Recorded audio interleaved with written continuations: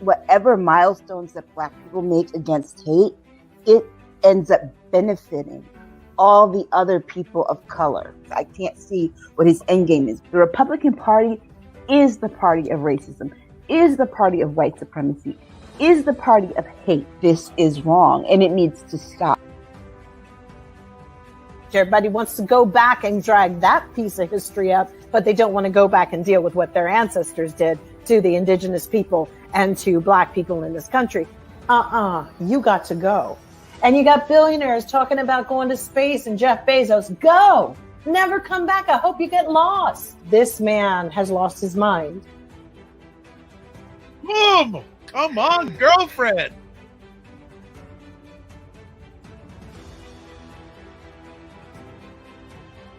Dr. Vibe, host and producer of the award-winning Dr. Vibe Show, the home of Epic Conversations, and I'm the host of Epic Conversations, 2020 Best Podcast News Award winner, 2018 Innovation Award winner given out by the Canadian Ethnic Media Association.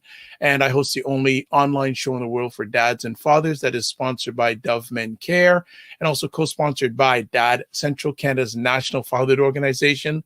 And through that collaboration, I've been able to reach out directly or indirectly to over 75,000 fathers around the world this year.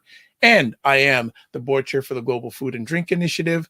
It is a not-for-profit that showcases Blacks in the diaspora that are doing their thing in food, drink, and travel. And as always, I like to say you're blessed, highly favored, magnet for miracles, and solution for someone's problem. And let's bring up the main ladies, Saturday night ladies, Jill Jones and Aisha K. Hey, how we doing? Good. What's been going on? I'm going to jump out just for a second. So you ladies, I'll be back in 30 seconds. Okay. Well, my Phoenix Mercury won the semifinals. Oh, so good. They are headed to the finals. Thank God. Especially for this that block and clutch by Brittany Griner last night was awesome. So my girls are going to the finals. Yes. I actually watched a bit of that game. Diana Taurasi's she's feisty. I know. What? Man, she don't play. She doesn't play. It was a nail biter the whole time because there were like ups and downs, and then they were behind at one point by like 10, 12 points in the third quarter. Yeah, and then they won by 3 points. Wow. That's great. Wow. Sounds good. Jill, what's been going on in your world? Nothing. Like I mentioned to you earlier, I was just sort of taking that symposium and sort of event this whole week from like the 4th to it'll go until tomorrow. The Wisdom of Trauma healing sort of event with so many wonderful speakers. Of course, it's a film that was being shown by Dr. Gabor Mate and his team and different other healers from all over the world. So that was that's been really eventful and really interesting for me. So, That's what I've just been learning a lot about, just the human condition. Wonderful. I'd like to shout out to the family: Cinnamon, Jen, Black Beauty, Chris. Oh, geez, all these people just jumping on. I'm telling you.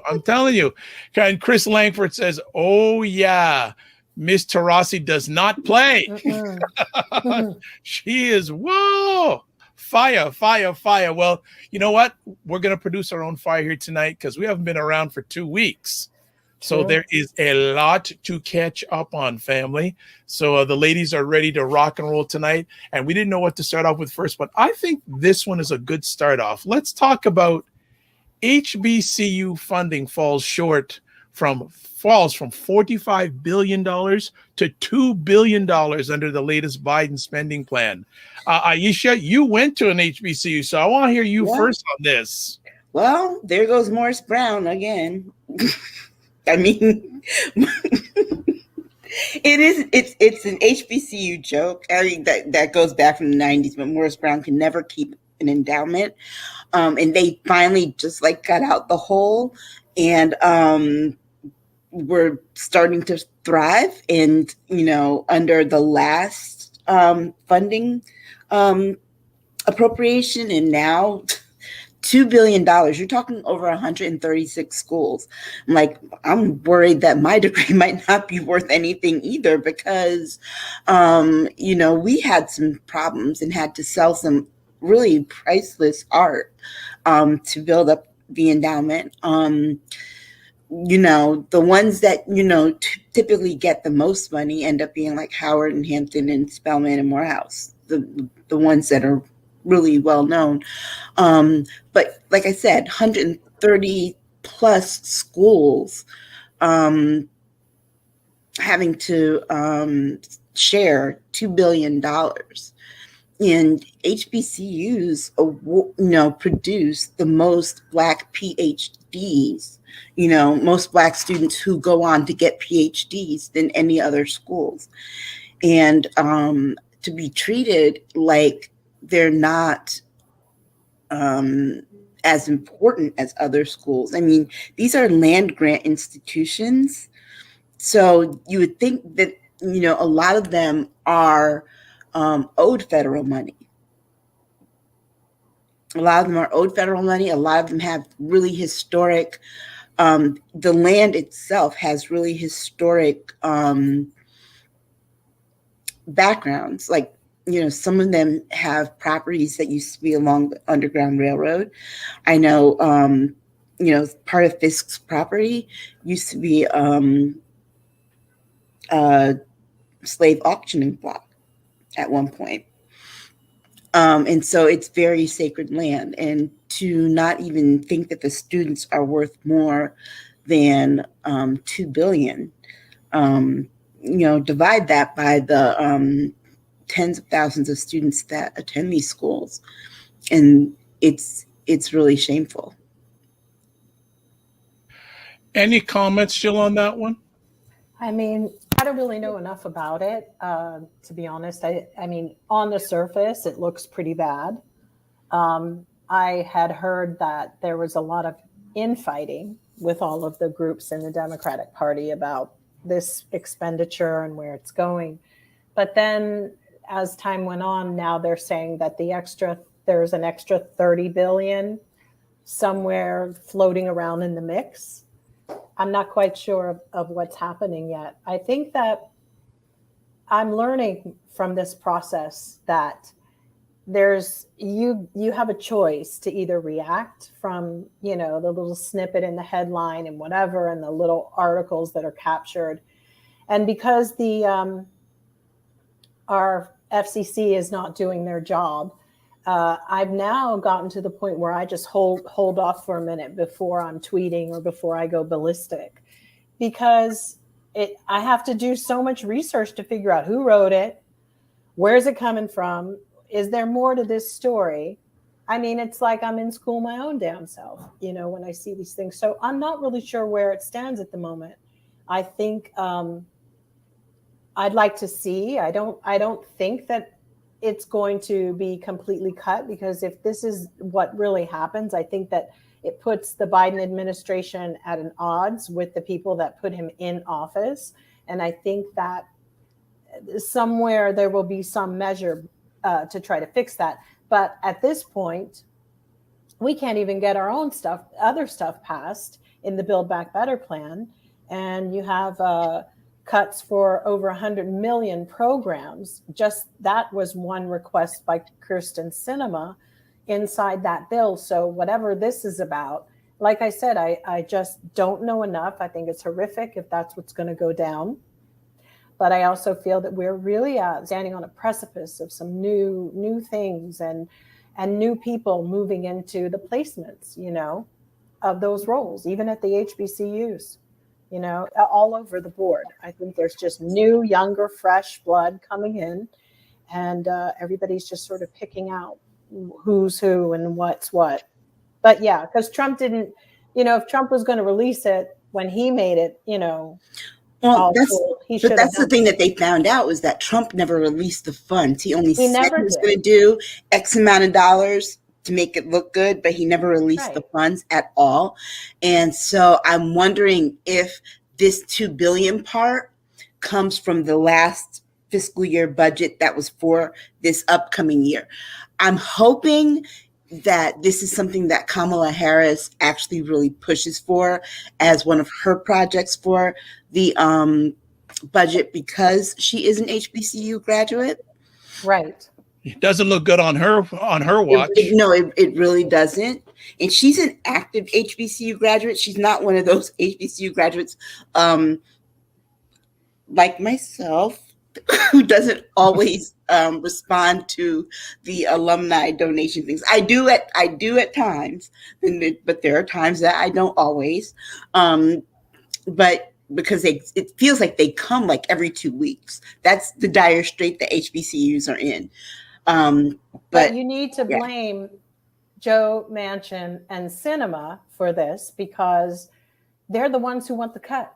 I mean, it's in the Build Back Better plan, 45 I think billion. too, though, it It's also them. is the Republicans, and they're trying to they're offering anything to get it passed. So Aisha, I want to dig a little bit deeper with you on this. Mm-hmm. Why do HBCUs always seem to have funding challenges? Well, one, because they have to keep up with the tuition that in order to survive. Okay, they can't the scholarships that they offer, they don't offer minority scholarships except to actual minority students attending. So those would be students of other races, not Black students. Okay. So those scholarships are available. Okay, one. But they have to still pay a staff and a salary, a regular staff and salary wage, so that they'll want to come and teach there. Okay. The donations that they get back from their graduates is also from their alumni is also a very big thing. It's also very challenging for alumni who takes on a lot of debt to attend these schools through loans and things like that. So you're still paying for your education 20 years later, but you want to still give money to your school, sure, which proves to be a challenge. And one of the other things too is that I have never done the full research. I did some preliminary research where a lot of them are also state institutions. A lot of them are state schools. So are states giving money, allocating money to these schools? Not only are they state schools, but they're state schools in the South. Okay? Yep. And you got to remember, state schools in the South that came through Jim Crow and all of that. One of their early purposes, their early funding came from the Freedmen Act, which was cut short during Reconstruction, and that was to initially help freed slaves to learn how to read and learn trades. Most HBCUs came through that way. They started as schools under the Freedmen's Act, what they call "quote unquote" normal schools, to give reading, writing lessons up to a high school education, and then they flipped over to becoming a university or college. And so at that point, when the Freedmen's Act, when they ended Reconstruction prematurely and withdrew the funding, a lot of the schools had to rely on their own laurels to find funding elsewhere. Like for Fisk University, which I'm an alumni of, we had the Fisk Jubilee Singers who went around the world to sing for like the Queen of England and all these other dignitaries to raise money to bring back to the school so that the school wouldn't close. And this was in the late 1800s. So they've always relied on their own ways of raising money. They've had really good donors, people who have left things to the schools, like valuable pieces of art, and just have volunteered to build buildings. You've had Black celebrities come back and build buildings, and spend money there. So it has been more of a legacy of getting back rather than just getting money from the government. Okay. I think they also don't know if they're going to do it. Is it a direct allocation of money, or is it going to be via grant programs that people will be able to access this money? One of the claims has been that you can't really say it's a cut for some money that you never really had. So that's the interesting thing here. It's 45, but that was 45 billion inside the bill was inclusive of other types of minority funding in different sectors. So I think what everybody must be arguing about, and you know, I mean, let's be honest, they'll cut Black folks stuff in a second. But with some of the younger new women or people of color, with a lot of the newer women fighting back, like the Prayano or all these different people, different congresswomen and senators, we're seeing a real shift, you know, and I don't think that they are really trying to allow these types of things to just flip like that, just because the old regime does this typically. I think the reason there's a little bit of a roadblock is because we have several women in these key positions in our Congress for the independent Democrats and the, you know, Democrat progressive ones, that they're actually really showing us their fight and their skills. So I'm not really worried. It is a delay, but they're going balls out. And otherwise, this probably somebody would have given in to Joe Manchin. Somebody would have given in to Kyrsten Sinema. We've got women who are saying, hell no, we won't go. And, you know, Cori Bush, they are like, no. And they are cluing us in all the way if you follow them. And they are letting you know what's happening. So, yeah, I mean, these women are working above and beyond, I feel, to expose what's really going on. Okay, so before we leave this conversation piece, was it been 10, 11 months since Mr. Biden got elected as president? After this announcement, what do you think Black Americans are thinking about his administration so far? The typical things they would, because the majority of people in this country stay uninformed, and it's knee-jerk reactions. And they put themselves all in a fit, like, we don't matter, oh, this is that, you know, oh my God, this is just what we thought was going to happen. And, you know, this is politics. And in order to survive just the emotional upheaval of it, you either, a couple things, you got to get up off your behinds and do something and stay active with your council people and local people and representatives. And because this is just a typical response, they're not going to understand. But now we need everybody else to translate it, to go out there and be like, calm down. It will work itself out. We just have to fight back. And you put the pressure on. You can't just allow people to bitch and moan without looking at them and saying, so do something about it. We've got to stop that. Yeah, I think that because we have another 3 years, this will be something that will be forgotten about by the time the next election comes around. I think that the next budget, I mean, this won't be forgotten about because there will be a fight over next year's budget as well. There will be a fight over every year's budget until 2023, because hopefully we will have the right people in Congress and in the Senate to really, you know, do something. Okay. I mean, don't forget, we're still trying to have this discussion about university being free to people and having access to it. Yeah. Right. So I myself, if I'm standing and kind of juggling something, if it's kind of like getting new car insurance, it's like, if I know I'm going to sell the car in about 6 months, why am I going to buy the whole plan for the year?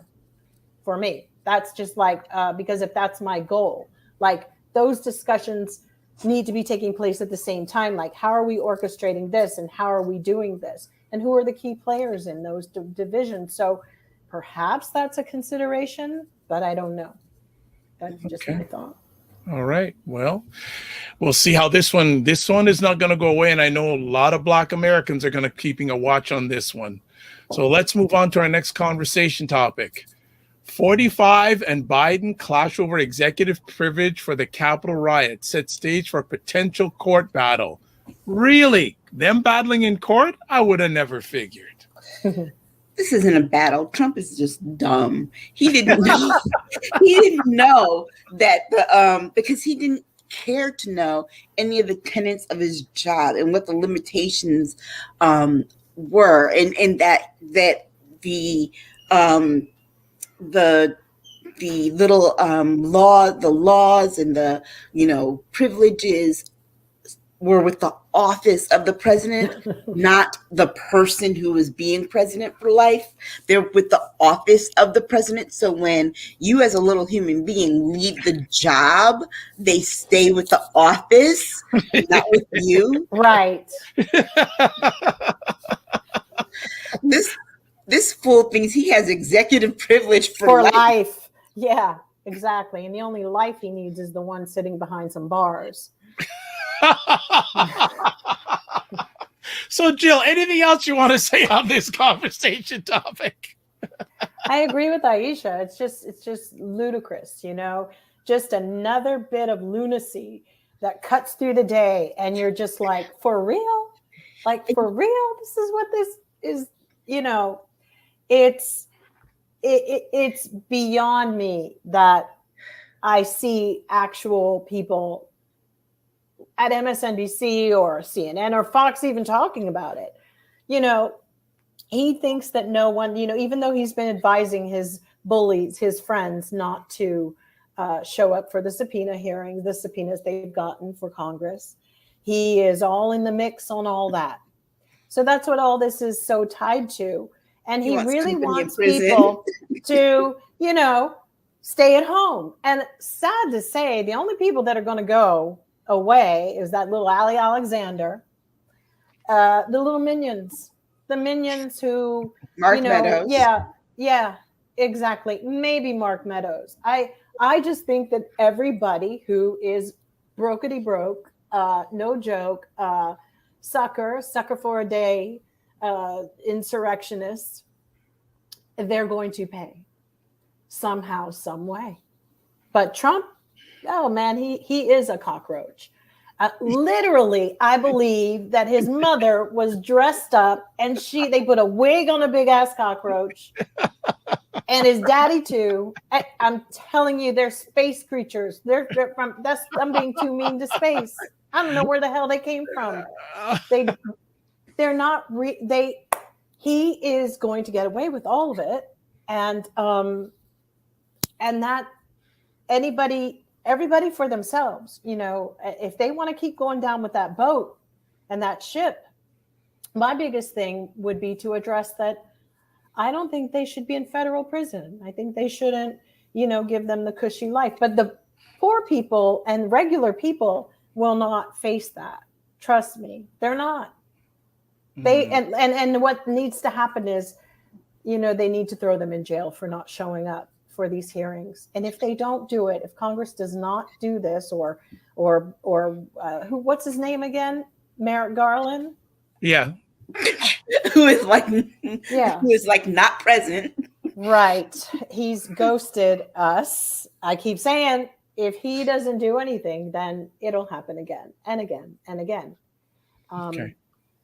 Well, Chris is saying, yes, Aisha, dumb as a box of rocks. We all know he can't hit the floor with his hat. He will still be babbling the same ridiculous BS from jail. Hopefully Letitia James is going to get something done with the SDNY cases. TikTok. I'm not sure about Letitia James. I just want to say her energy seems weird.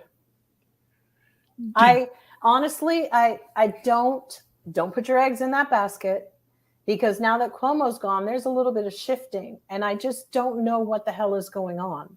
Well, mind you, she does have some high profile cases. She still has to deal with R. Kelly too.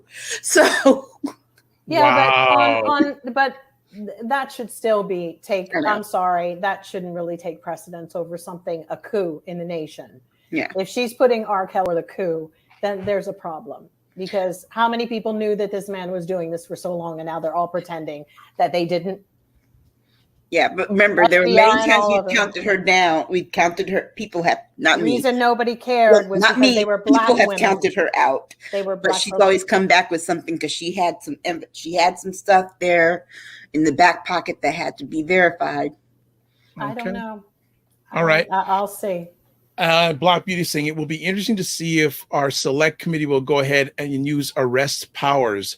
As well, we'll see exactly what our DOJ Merrick Garland will or won't do. We all know. We'll all know soon enough. Well, Elie Mystal said this on MSNBC yesterday. He said that the Congress should have at 11:59 had the criminal contempt papers ready, and that at 12:01 filed them. Right. And had Merrick Garland pick them up and Merrick Garland by 12:02 should have picked them up because that's how you move swiftly. And if Merrick Garland hadn't done it, then I think that by 12:03, Merrick Garland should be fired. Because that's how you move swiftly. Because if they're talking about criminal contempt, not civil, so that even more so, that's like pick you up, take you to jail. Okay. And so that's how they should have handled it. But they say that the congressional contempt, even if it's criminal, never moves that quickly, whether Republicans or Democrats are doing it. I'm just tired of their excuses. Like I said, I'm tired of them.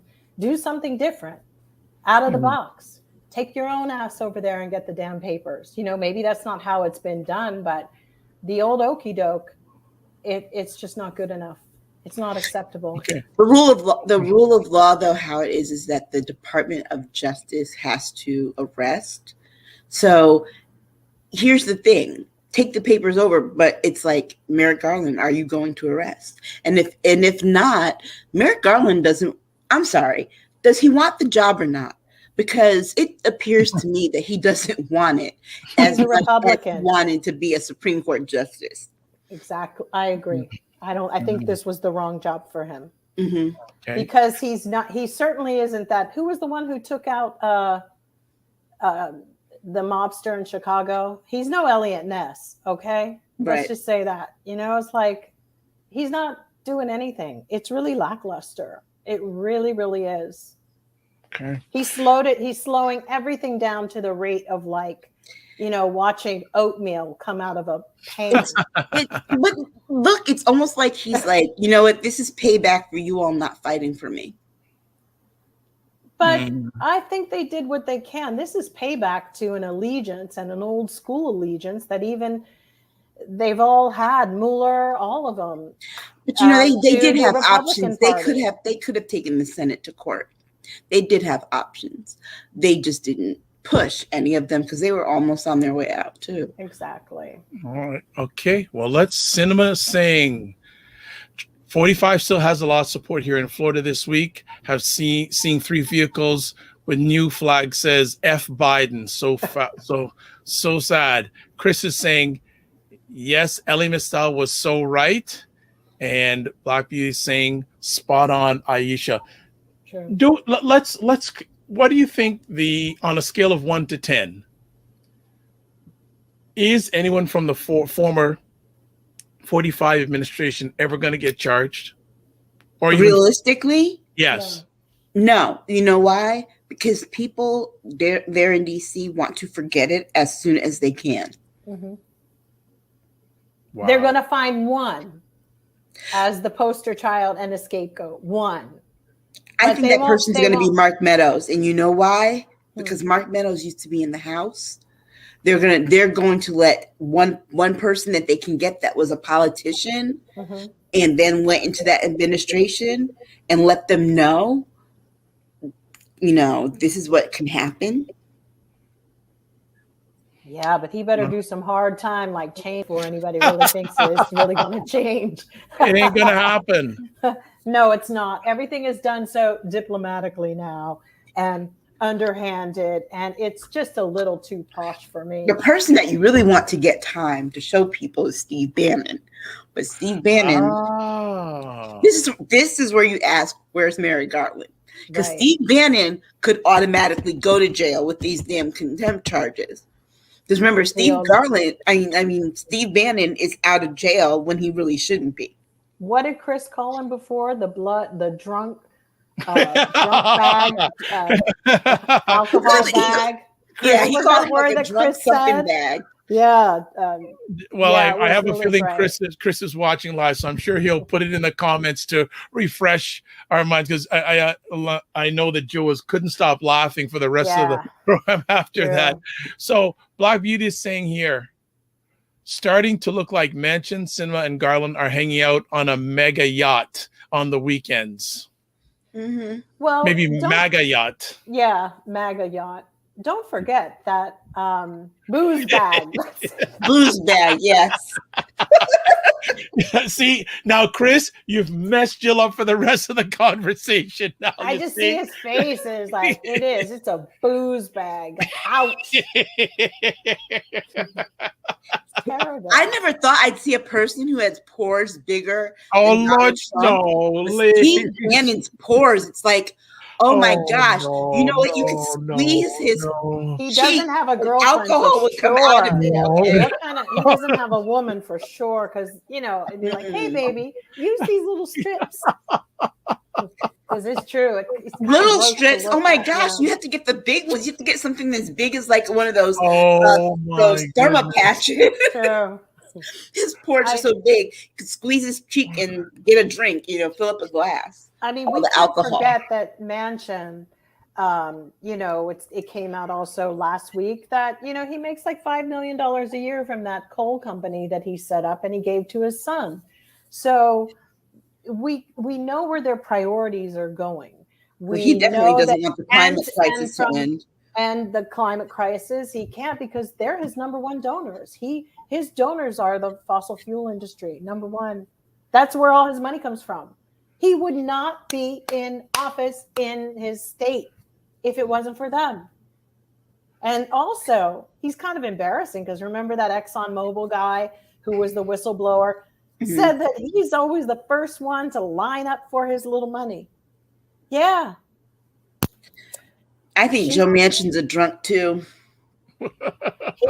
He's sort of, Look, if you went through all the drunks in Congress, fill up the drunk tank in DC. I know. Oh my gosh. Lindsey Graham, he's a drunk too. He just looks pathetic. Look, put it this way, I've never met a politician that doesn't drink. Yeah. Oh, Black Beauty, LMBO.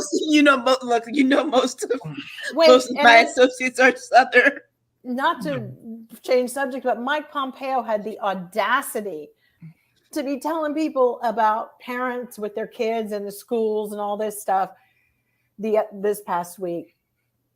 And that he something about handouts or something. And I'm like, yo, man, didn't he drink like a whole bottle of whiskey that was given to him as a gift from another country? But it's typically, you're not supposed to accept that kind of a gift. Yeah, you're not. And they could never locate this, I don't know, $50,000. Yeah, it was really $1,000 of alcohol that put it beyond the level of like reason. It was like a bribe, okay?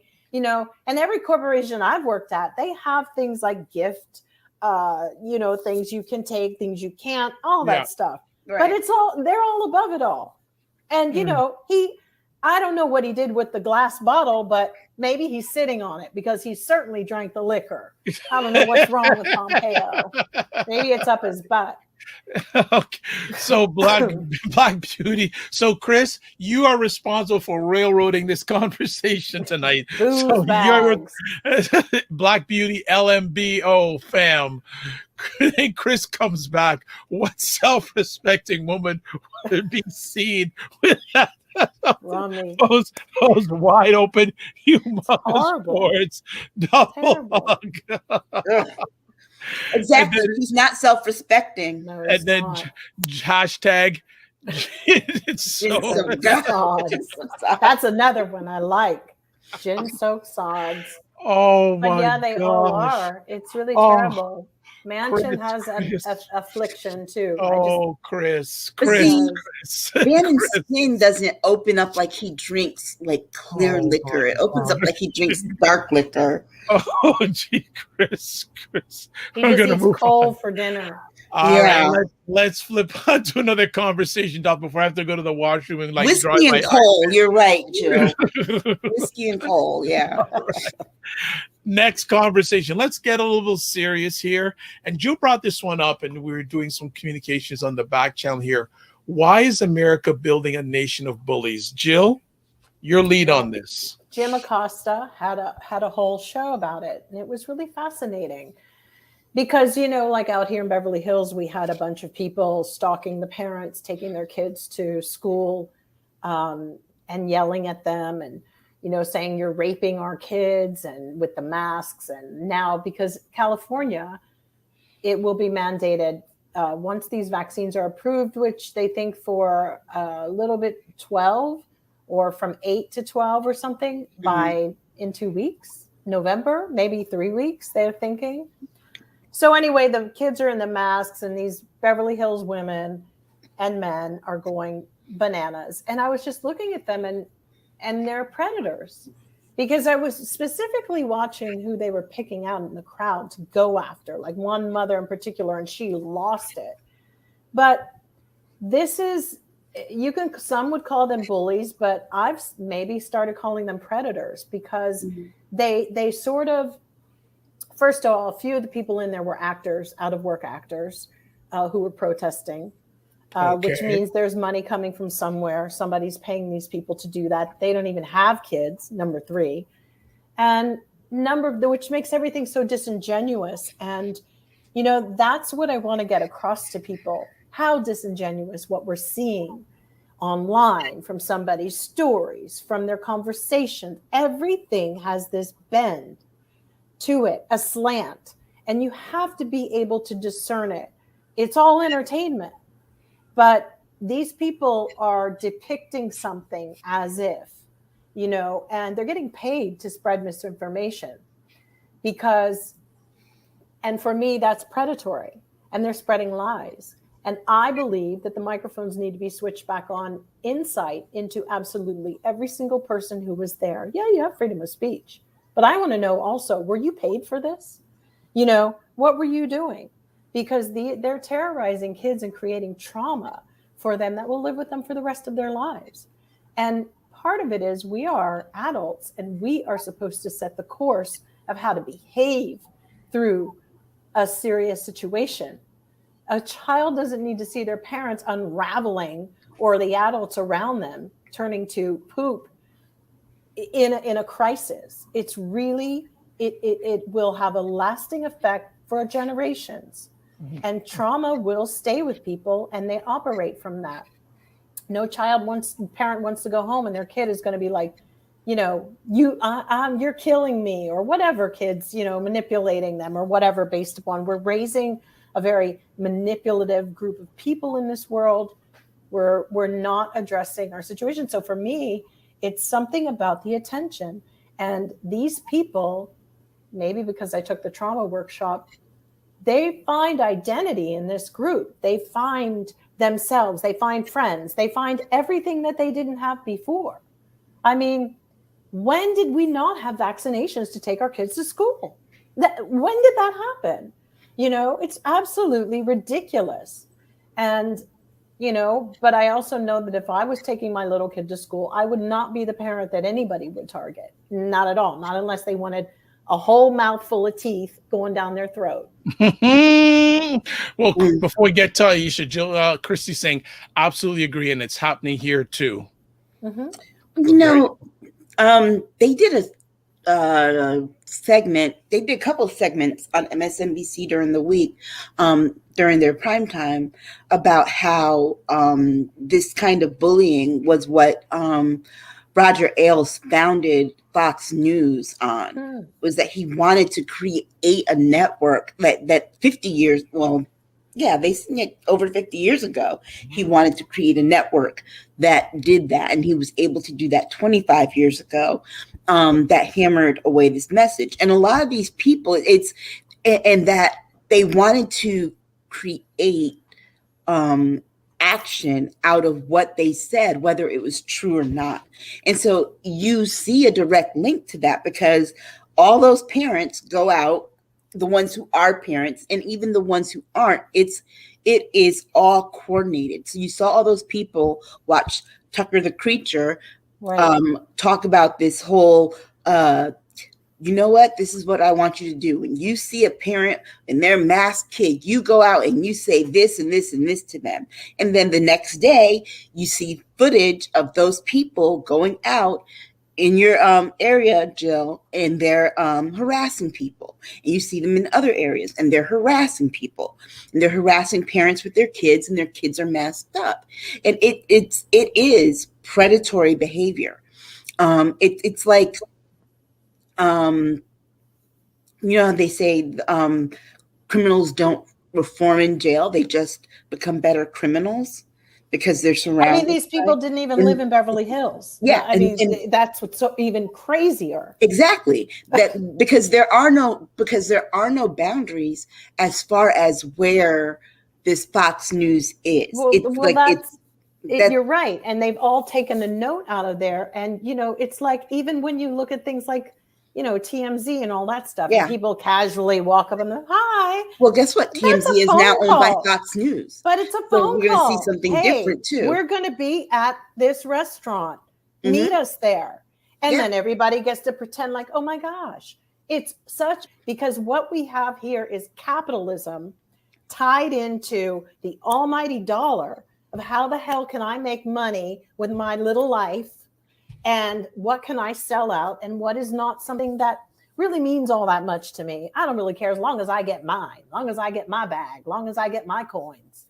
We got to stop that, because you either end up with people that end up just not believing anything, which we do have a group of those people that don't know how it works. But when you see a news crew or somebody there waiting for the stuff to jump off, you need to know that's organized, because I could go out here with 25 people tomorrow somewhere and nobody would show up. There wouldn't be a news crew. There wouldn't be anybody already there. You know why? Because it wasn't planned and paid for. It's called, we have to get a hold of what our capitalism and the greed and the love of money, how it's all playing into selling out your country and selling everybody out. It's like, yo, I don't care as long as I get mine. That was a very 80s belief system, and it needs to stop, because this is the result of it. Trump's people are more focused on kids wearing masks as opposed to really looking at the policies that the Republican Party espouses, which is, we are trying to not raise the debt ceiling so that 11 million people who have 11 million companies that have contracts with the American government and all of their employees will suffer. We don't care about that. We just want the Democrats to look bad. What if you're raising a child? What kind of philosophy would you say to them? That's beyond a timeout.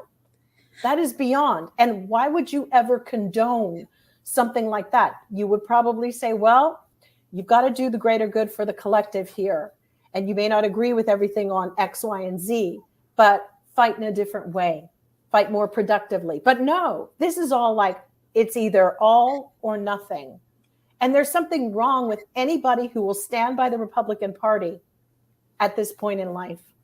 There's nothing redeemable about it or the people in the party. Well, that's the problem, is that they're a party without a plan. So they chose populism, and they decided to go full head on into it and be like, look, we know we don't have any plans for anything that's coming in the future. We have nothing. So all we can do is go after the cultural issues, because we don't intend to change our demographics. We like it over here because guess what? We came over here in the early 60s because we wanted to keep our party very homogeneous. So we're not going to adapt no matter what the changes are. We're not going to be the big tent party. We don't want to. We're not going to expand. We don't want to. And any kind of public policy that would have to come in the future for a very changing demographic is going to have to include the people we don't want it to include. We want to be white Christian male, period. Heterosexual male, period. And we want to stand over here in this corner. And we are standing here, arms crossed. We refuse to change. And for that reason, any policy is not going to be good for us. So we'll just jump on these issues and dig our heels in because there is no moving forward. There's no moving backward. We obviously aren't going to be able to go back, but we can create the nostalgia as if it were going to go back to that. And we'll just stay in this one place. Okay. And hope that it holds. Let's catch up with some comments. Chris says, I see what the women I work with go through with their young children as it relates to the bullying issue. It is heartbreaking and angering. In my humble opinion, because of his no holds barred being effing bully mouth, 45 is totally to blame for this current sad situation with bullying. Completely predatory. Totally. Aisha, he goes also, Chris goes, Aisha, my office is in Guilford. You can imagine what it's like there. I don't go to Guilford, but I do know what it's like there. There you go. Black Beauty, absolutely correct, Jill. Unfortunately, 45's movement is destroying our country from the inside out. The trauma, hatred, and disruptive disrespect of our democracy is appalling to say the least. And Real Django saying a nation of bullies and mean-spirited people. Well, you know, I mean, here's the other side of it too, is that did it really start with Trump? I mean, this is the nation that did have chattel slavery. It didn't really start with Trump. The thing is that there were people who were willing to condone it. When did we become a nation that allowed our presidents to act so out of pocket and not be embarrassed and be like, yeah, I like him because he acts like a damn idiot?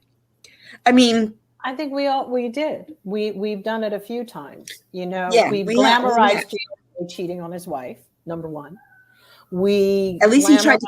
Here's the thing. The thing is, at least he tried to keep it a secret. No, I get that. No, he didn't have to try. He had a team of people keeping that a secret from people, because I can tell you there were newspaper people who knew, but they weren't going to ever. There was a little bit of fear about, oh my God, if I write that he's having an affair, blah, blah, blah, this is it.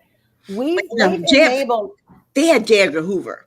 J. Edgar Hoover had a handle on that because he wanted to be the one to blow that up. It's true, but we've also we've glamorized a lot of people that have not really. I mean, not saying that JFK was, a bad guy. I'm not saying that at all. These are their personal lives, and I don't really care if somebody's having their affairs. But by the same token, for a country like American people who have who believe in Mickey Mouse and Disney and all that, that's all American, right? And they're fantasy. Mm-hmm. The minute that changed for them, that they don't believe anything anymore. You've got people who were hoodwinked their whole lives here. The American dream. Didn't they not know that, your people of color aren't getting the American dream, or when they couldn't get it, then they take it out on the new Chinese immigrants that moved in, or because they were succeeding, or the new Arab immigrants who would go and open up stores. This country is covetous. It looks at other people and it covets. It teaches how to covet, how to be upset, ashamed. I don't have this. I'm going to I'll steal, I'll rob, I'll do whatever. I'm this. It's the country of excuses. And the people are 100% miserable. And now they're angry and miserable because they feel And it's not just only white people. It's a lot of colors involved in this. There's a lot of entitlement. And we weren't paying attention to the rest of the world. Even as children, we weren't really taught other things culturally. Okay. Just my thoughts. Chris says 45 gave John Q public license to be and create this culture of bullying. He did, but it's the internet was doing it too. Yeah, but I think what NBC helped him. Let's be honest, that horrible TV show he had, The Apprentice. Yeah, that was one of the things I think that was a shame for NBC, and why MSNBC, they were allowed to go so hard because it was like, we helped create the monster. We gave the monster a platform for 8 years to be this ugly.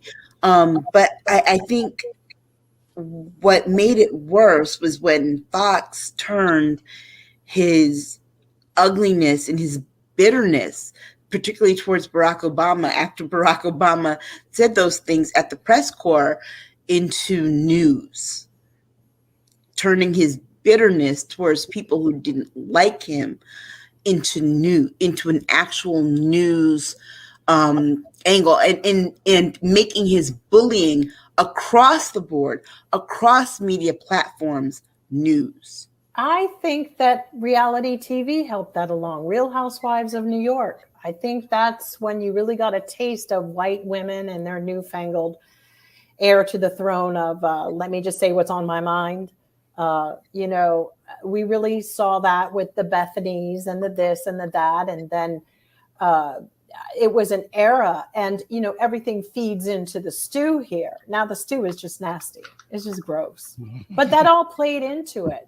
But what it really revealed is that people were excited by hatred and anger and rage, just like when they used to do public hangings or guillotine, like kill somebody with a guillotine, they would calculate that within 9 months, there were more births of children. People would go home and actually have sex. They were aroused by really dark forces, which is something about human nature and the trauma that they live, and people wanting to see other people hurting, people wanting to say what they feel and finding a way to do it. Now, there was no boundary line. People were lauding Nene Leakes and everybody else for everybody, Bethany, whatever, her bad behavior. She had as a $1 billion company. But how you get there. And how remember how we got there, because there's no decency. Because of the strike, the writers' I've often said, give me one family in this country that is wealthy, that, find one for me that didn't get their money illegally. Just one. It's not true. It doesn't exist. With capitalism, and and God forbid we talk about capitalism, because then we're a communist. As if anybody sees the blurred lines on that. Really, honestly, anyone who's studied both sees how blurred the lines have actually become, because wealth in this country is not from hard work. I'm going to slave away every damn day. It's not from that. It's from inherited wealth. And that's the truth. Let me catch up, because the comments are piling up here. So Real Django says it's a representation of what's on sports, movie, and TV. Violence, yelling, and crowds of people shaking their fists. The Maury Povich show, Morton Downey Jr. show, the Jerry Springer show. Yeah. Chris says, the Real Housewives, the real train wrecks, replacent with booze bags and rummies. Absolutely. Real Django says, reality TV, the news showing cell phone videos of teens fighting. Right. Black Beauty saying, seems to me that 45 homed in on people's fears, frustrations, and hidden fantasies of what they envision America to be. And as a result, for this population of our society, there's no longer shame. Real Django also says the last 10 to 20 years have been sick. True. And Black Beauty's Django's agreeing with Black Beauty. So yeah, it ain't And it's funny because before we got on live, I was telling Jill today I was speaking with a gentleman from my community who wants to move from Chicago to Toronto. He says he just can't take America anymore. It's true.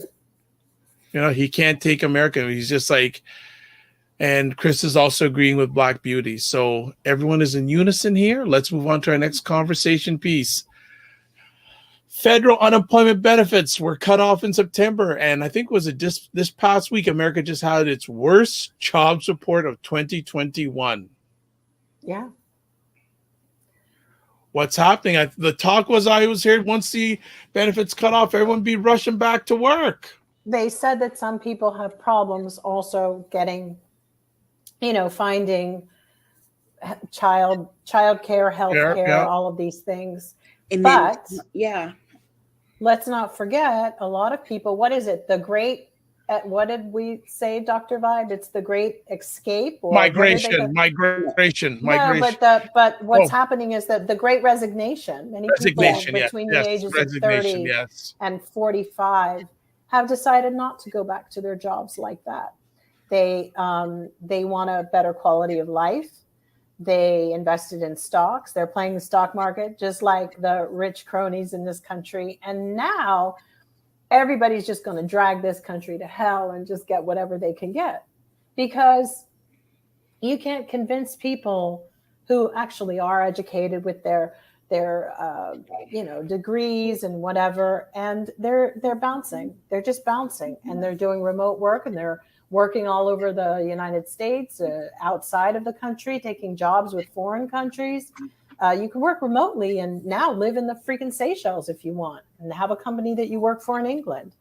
And, so that's going to be an interesting situation in the next 10 or 20 years, and see how they start trying to lock down on that, because everybody knows that all America is based upon is paying your taxes. And when you leave the country for a certain amount of time, you could shapeshift all that for a long time and pocket all that money if you're smart, if you count properly. But this is what rock stars do that. They calculate when they're coming in and do tours. Some of them would have their tours in certain manner, so that their time in a certain country wouldn't accumulate to their taxes. I'm talking big ones that really know how all that works. And it can never be the same cycle. It's not the same formula. You've got to shift it up.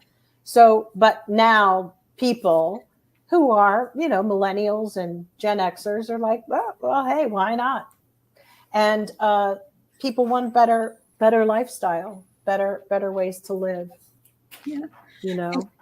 Go ahead, Aisha. The other part of it too is that it takes about a month to get, a job to get through the interview process and all of that. And so it's like, what do they think? People were like, oh, now that McDonald's wants to pay people $30 plus a bonus to get people to come back, that people who spent a year working remotely want to go back to being inside with people. It's like, no, hello. No. If I can't work from home, I don't want to work. But I don't know why they don't do what Japan does. Like, you go into a restaurant and you don't even need a waiter. I mean, I don't want all the waiters or wait staff to not, be able to make their money. Don't get me wrong. But at a McDonald's, they can just have it on a little conveyor belt. It shows up. I mean, you order sushi like that sometimes there in certain places. You go, shoot, as soon as you order it, it comes. And, you just take it. Granted, we lose a lot of our social connection with each other. But, you're right, Aisha. Nobody wants to go there, because let's not forget that McDonald's and all the fast food chains used to kind of not give somebody 40-hour work week. They do 30, 35. So you'd essentially be part-time. And they played games. But you can only so long when they're like, oh, no, you got to come correct. And even when you do, finally, these are relationships. I keep telling everybody, companies, they want it to be a person. Welcome to the club of, I hate my ex, okay? Or, screw you, pay me my money. That is what that's about, is that you have a relationship with your employees, and they will Be like, no, done. I've had enough of the abuse. I won't do this in a toxic environment. You throw me in a corral full of people that are crazy. No, why should they do that? And they can sit online and they're making their money. I mean, and that is why, that will ultimately hit a wall. I mean, how many people do you just like open up your freaking Instagram and it's so loud and abrasive. Everybody's singing, dancing, this, that, boom, advertising, this, that. It's a lot. And I really hope that we get back to the point of some kind of authenticity and having real conversations, because it's gone so far. You have to protect your energy every damn day. Every day. Let me just cut in here. Chris is saying it is amazing the degree to which restaurants, clothing stores, all manner of retail businesses are short staffed here. Mind blowing for real. A lot of millennials sadly do want to make a pile of money, spend their day on the cell phones playing games, and work minimal time. I have seen that firsthand multiple times. Black Beauty saying, not a lot of Americans want to run out to go to work amongst a bunch of lunatics.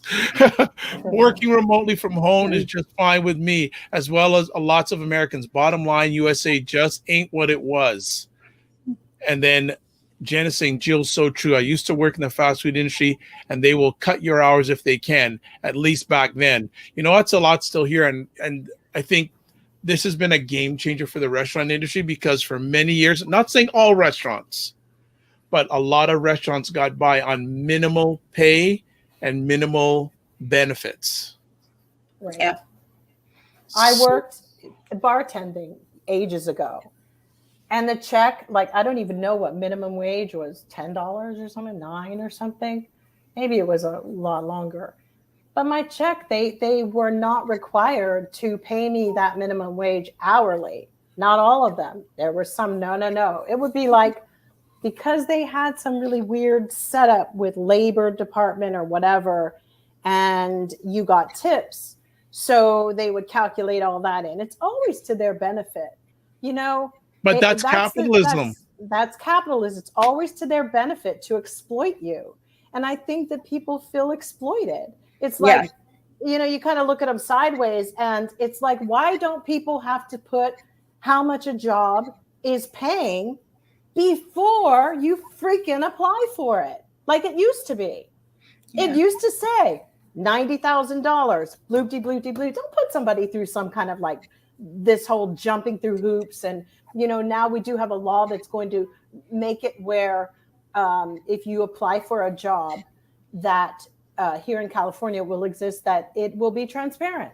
The only catch is you've got to know that exists, that you have to write and find out what is the pay. And I hope they put it online so you don't have to wait for somebody in the city to send you a letter back to say, well, that position, the last person made 105 and now they're offering you 98 or whatever. So that is something that I really feel has to be more transparent.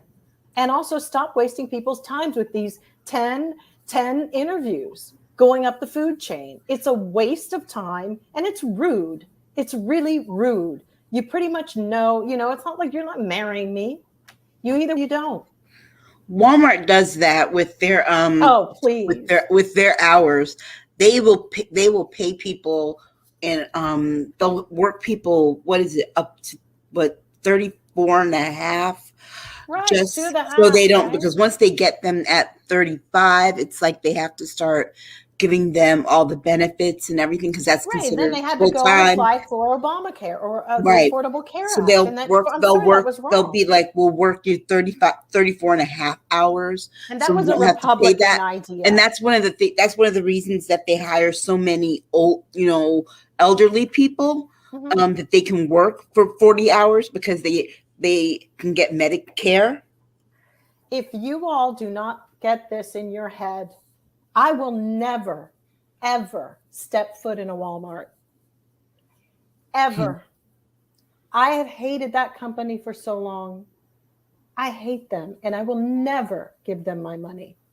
Maybe if I'm broken down somewhere in the desert, and the only shop with water is Walmart. Hmm. But many people know how much I cringe. I had to go back maybe a year ago to return something for a friend who bought something there, and she asked me to, and she wasn't well, so I did it. But that was brutal. I just said, like, I just won't, but I got her money back. But I do not like it. I've never liked what they've stood for. And what's so bad is that these corporations do like the slap and stroke method. They are like domestic abusers. It's like, on one hand, they're working an 80-year-old to death because they've got Medicare, whatever, right? You said it, Aisha. And then on the other hand, then they're giving to some really nice charity down the block. And, oh, it's so nice. Oh, don't we look good? Come on. That's like somebody who beats your behind and then comes back. And what does that mean? It's like, where are your principles as a human being, just to say, you know what? I don't like that you do this. And I think that's not cool. And that should be more important. And their charity, let's also be honest, they get a tax break for the little money that they give away. They're not giving away nothing. And aren't they You're just giving away employer in the country?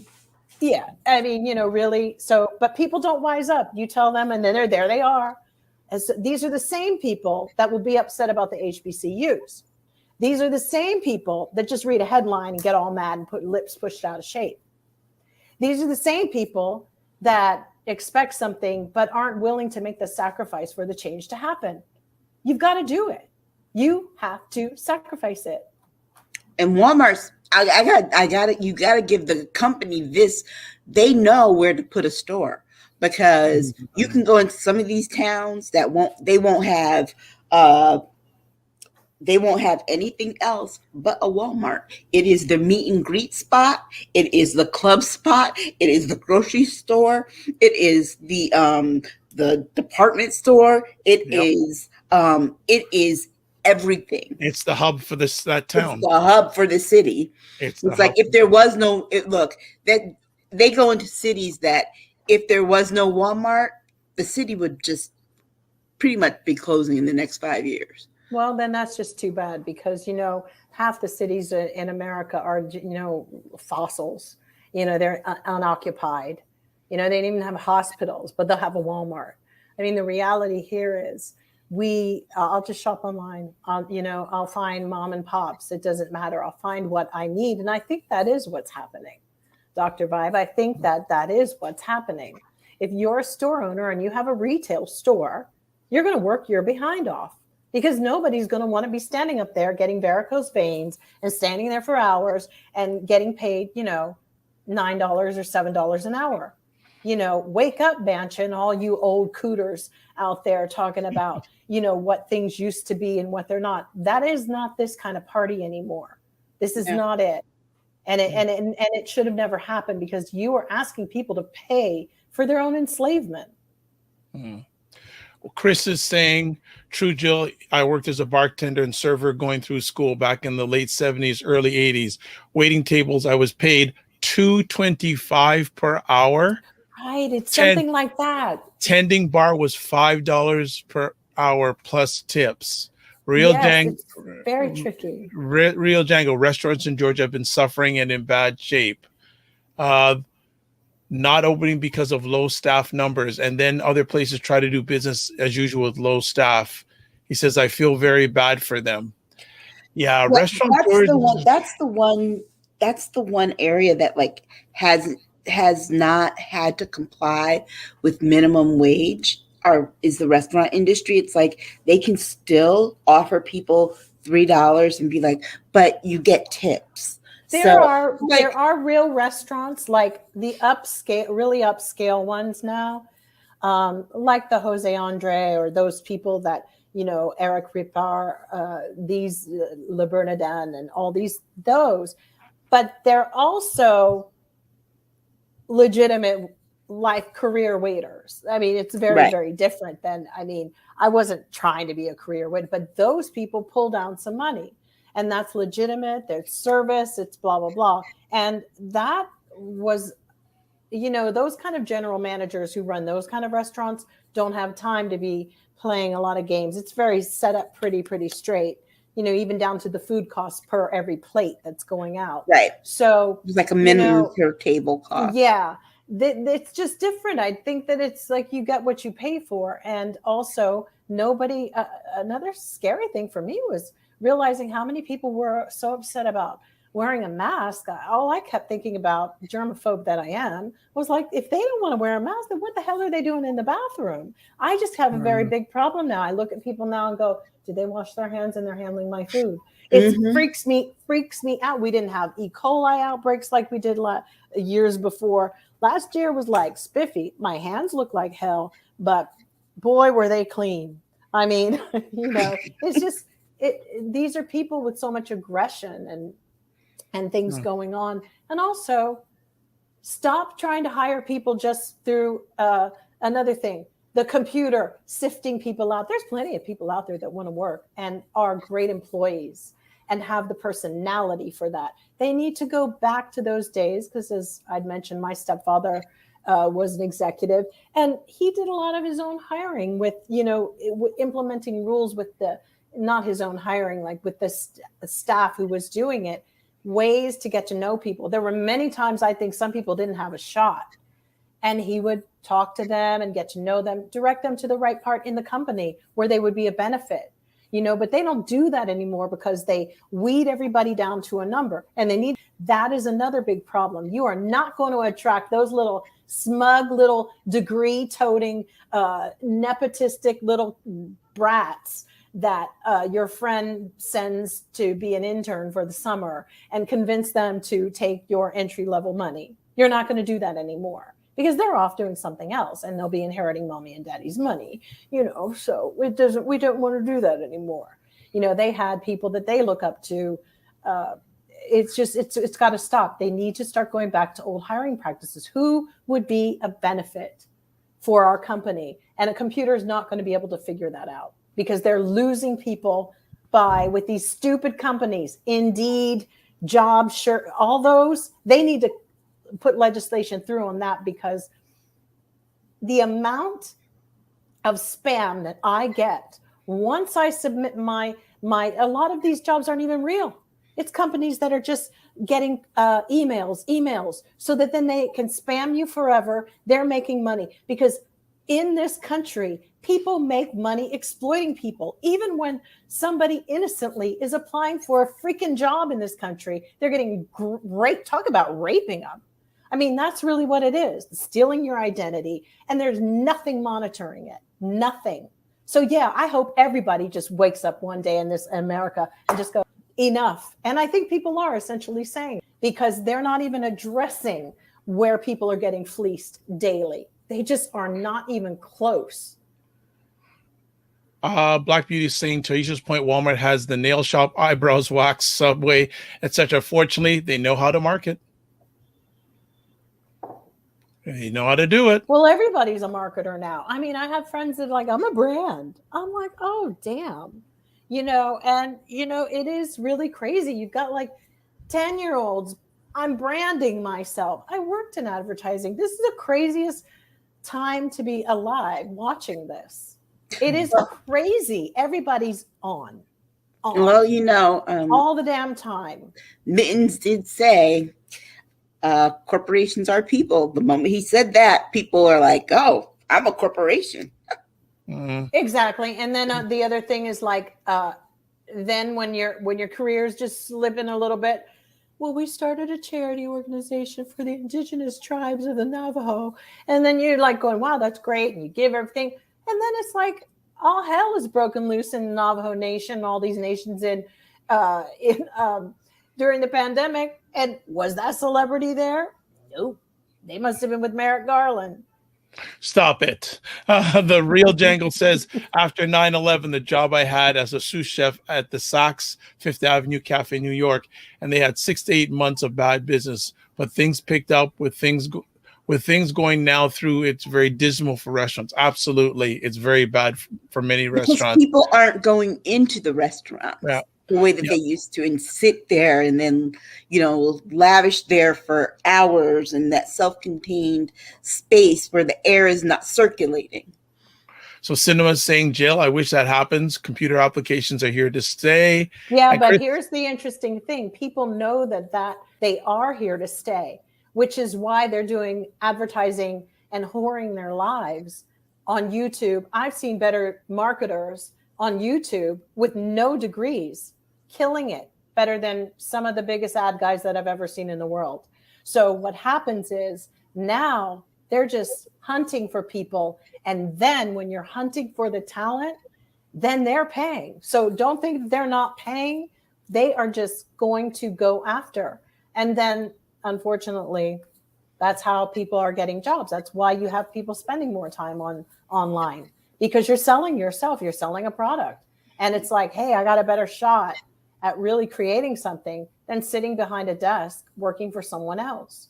The thing that they're missing is none of the companies need to understand leadership or something. They're not offering anything that people see themselves. They made everybody disposable, right? This is what they get. There's no loyalty. Okay. All right. Well, let's go over our final conversation piece tonight. And this happened while we were away. The R. Kelly guilty verdict was nearly 30 years in the making. Who wants to talk guilty about verdict? Uh-oh, there's more? He's got more cases coming up. What are you talking about? This is just the first one.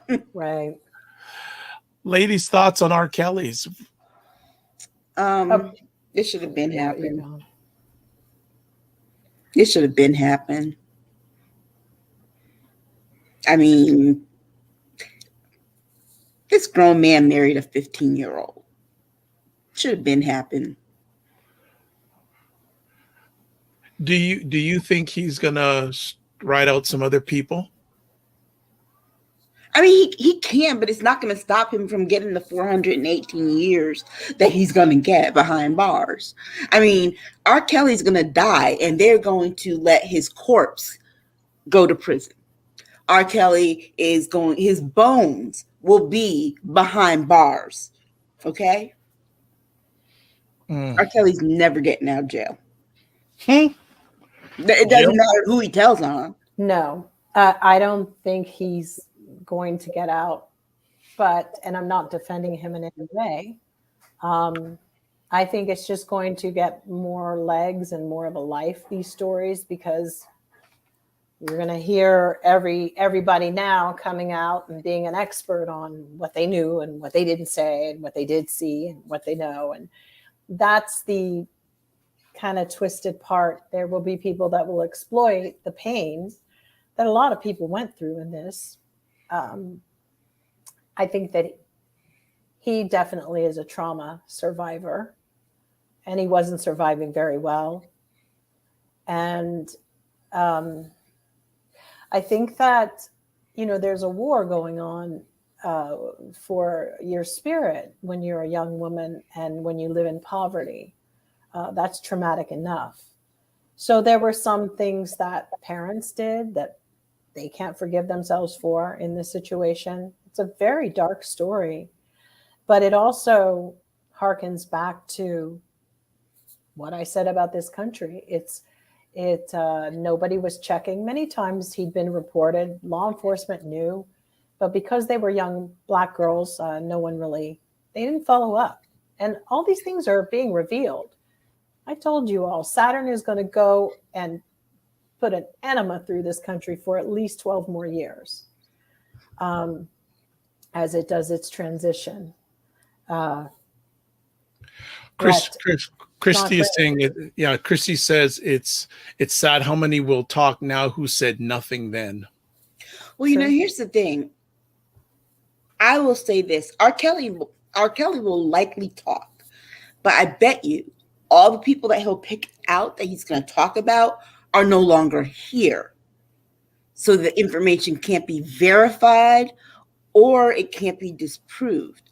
And it's like he's going to, because remember, R. Kelly worked with a lot of different artists. Yes. And he wrote a lot of songs for a lot of different artists. Yes. And a lot of those artists that he did are not here. So he's he's going to be able to say, well, I know this about so-and-so and this person and that person, and that person can't defend themselves. Yeah, but they shouldn't have to. They don't need to defend themselves. Let me just say something that I feel like, maybe people wanted to talk. I believe there were people who tried to. I also know that what used to exist in this business is you couldn't scrounge up an attorney or a law enforcement when somebody had that much power in an industry where other executives and the whole coven protects itself. It's in anything. It's in oil. It's in everything. You start picking off the top people, they make sure you don't have a place to go to. And what's so sad is this vigilant news media that we have these days didn't want the stories. But when I think about this R. Kelly now saying that he'll talk, well, R. Kelly's been in jail for what, 2-3 years now? The same people that he could talk about were still dead 2-3 years ago. But we don't really know. He just said it was a rapper and a really big singer. I can name them knowing who R. Kelly worked with. Who? They're dead. Biggie, Michael Jackson. They're dead. And they were dead 2-3 years ago when he went to jail. And the reason I say those two are because, like I said, I know who R. Kelly worked with. Because I was fans of their music. And but I also think that he could be talking about people. He could be talking about people who are alive. This is a culture in the entertainment business that's been going on since vaudeville, and I do believe that it needs a discussion. So who better than the predator in chief, I guess, right now, because they've all done it, and men and women have overlooked it, and it's been in existence. We're seeing it now, where you see people pimping their kids out online. They're doing it. That to me is wrong. You're stealing from your child their own privacy. Like, why do you do that? That's, to me, I think it's like, I was raised a Jehovah's Witness, we know, but even them, it's like you weren't baptized until you were old enough to make the decision if that's what you wanted to adopt. Where's the protection of your children? Putting them all over online, when they're underage, when they're minors. That's some of the questions that I had with some of these parents when they were interviewing them. It's like the parents, I took my daughter to the concert. I let him take my daughter up on stage.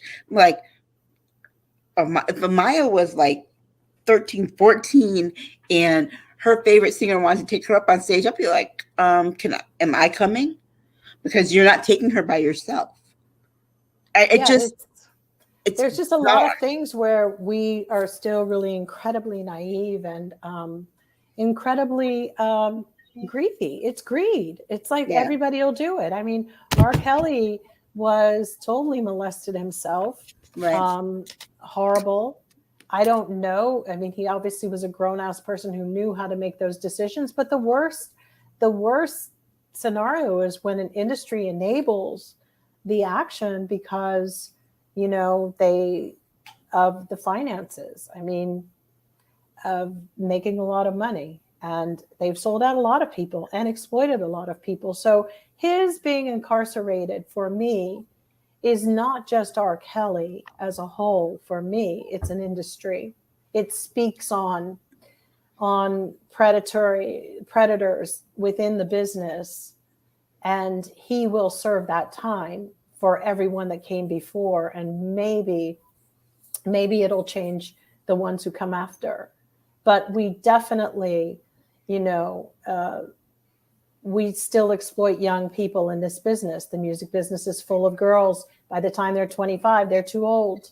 They exploit them at, 18, 17. They're not even out of school. And people still continue. Oh, she's empowered. She's doing her own thing. I was 17. Get the hell out of here. Oh, she's empowered. Okay, they are pimping young girls with other people's songs. These are not people writing their own songs. They've done it, and we all sit back here and support it. They make these kids sign contracts, and they are stuck in them. And God only knows what else they are leveraged with. And it exists, and it always has. We're not talking everybody's a Svengali, Right. Give me a break. It's crazy and it's wrong. And the more radio and all of them and all the little favors and all the little hands you have to shake, sweaty hands and all of that, they're disgusting. And it's Grin, like, and Instagram is doing the same. You want to be a model? These women are not models to me. I've met models. This is like, sell yourself, porn. sell your body. Yeah. Yeah. The pornification of your life is like, oh my God. We do it with everything. And even animals. Animal exploitation is happening all the time. I don't know what you did to that dog or cat before they got on there and put that monkey on a motorcycle. I really don't know. And maybe it was abusive. It's gone too far.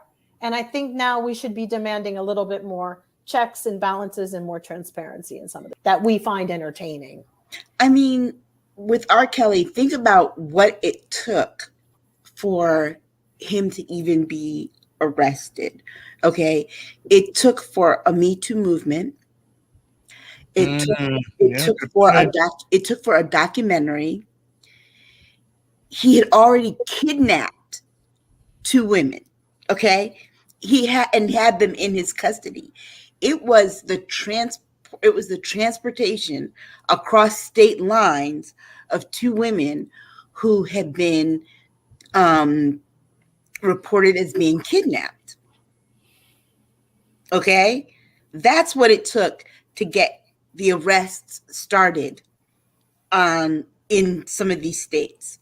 That's why he has multi-state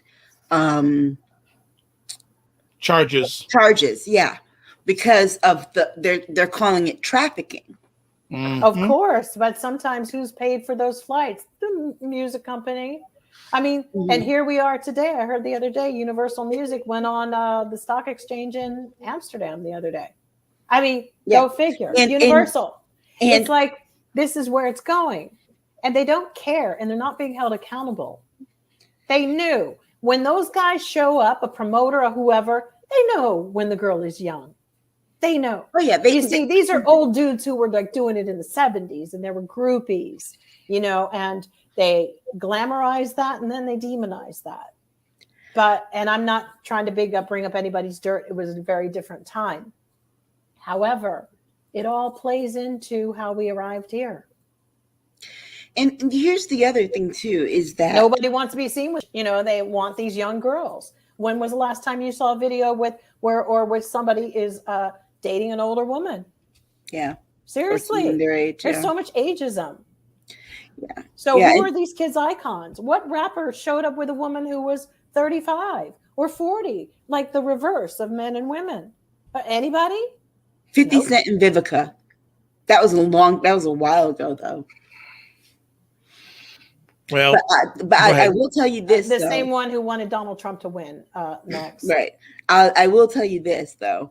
They are going to make sure that R. Kelly gets the maximum of everything to make it, like you said, to make an example of the industry, because they're going to put R. Kelly in a position where he will not even have a pocket full of dust when this is over. Okay. He had to sell his cool. He had to sell whatever rights to his music. It's like when you money. But it's still going on. There's some real identity issues in the music business. It's like the one thing, okay, granted, I was in a video, 2 women, me and Lisa, blah, blah, blah. Everybody knew how the fantasy of the lesbian fantasy of 2 women, right? Mm-hmm. Then I'm watching the VMAs or whatever was going on. And then there's 2 girls that really went out off pocket. They were all into it. Neither one of them are, bi or that I know of. And it's the pornification of entertainment. It's the pornification of even a lifestyle for lesbian women and people who are married and have regular lives. It's exploiting that. It becomes, ooh, and it's pandering to the men, to men again. It's like can't we just fix this? What is this? There's marketing, there's pandering, and then there's exploitation. And don't you dare pass it off as female empowerment, because it's not. It is not. It's called, I want to make money and put it in my bank, and I know what my audience seems to like. I've segmented them. I've broken out all the parts, and I know that watching women recreate sex acts on stage makes you buy records or makes you think all sorts of stuff. That's the oldest trick in the book. It is not empowerment. It is not empowerment. And after somebody who's been there and been exploited that way, it is not empowerment. All right.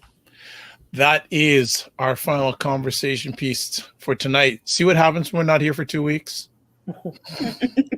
I'm telling you. Well, as always, ladies, I want to say huge thank you for taking time to share with us tonight. I can't remember, someone that, I think it may have been Jen, asked Aisha if you're feeling better. Oh, I am. Good. Fantastic. Good. That's another conversation. They call it State of Things, Aisha and Jill. And as usual, they rock the house tonight. And Christy White also adds here, and very much plays into rape culture. Exactly. Yeah. We really need to have an honest conversation about that. Excellent. We really do. Yep. And Chris says, as always, thank you, Dr. Vibe, Jill, and Aisha. Great conversations. All the best to you. Have a great week. Absolutely. We will make sure we do that. As always, before we let them leave, we give them the opportunity, if they're willing, because they're always on Twitter, to share their contact information. Jill Jones first. Hi. I'm at Jill D. Jones at Twitter. And I'm around. There we go. All right. Aisha K. At Aisha Staggers at Twitter. Wonderful. And for myself, my Twitter is at drvibeshow.com, but I strongly suggest you go to the website, the drvibeshow.com, where you catch replays of these conversations and many other conversations. Also want to encourage everybody, you can catch replays of State of Things with Aisha and Jill on the Dr. Vibe Show YouTube channel and Facebook channel, and also on my website. And if you are comfortable, please subscribe to our YouTube page so you'll get notified when we're doing these conversations, when I'm hosting other epic conversations. Would appreciate it, and it's not taken for granted. So as always, before we leave, I'd like to say, live your life as a dream. If you can dream it, you can make it. Sometimes you have to get small to get stronger. Block assumptions, then aim bigger, aim better, aim higher, aim wider. Love, faith, and respect. And you know what? I got to do a roll call. Everyone who chimed in tonight. There were a pile of people, so let's see if I can shout you out quick. Christy, Cinnamon, Real Django, Black Beauty, Chris, Jen. And if I don't mention your name, it's my head, not my heart, or you didn't comment. Because I don't have as much. We didn't even have a chance to talk about the Facebook outage. We'll get to that because I know Jill I'm sure she has something to say about the Facebook outage. We didn't get to it this time. We'll get to it next time because, hey, I'm not as powerful as Facebook. God bless. Peace well. Keep the faith. Remember, I have to finish off what I usually do. Live your life as a dream. If you can dream it, you can make it. Sometimes you have to get small to get stronger. Block assumptions, aim bigger, aim better, aim higher, aim wider. Love, faith, and respect. And remember to give yourselves grace. All things being equal, catch us next Saturday, 9 p.m. Eastern Time for Staggers State of Things. One of the best shows online. I'm gone.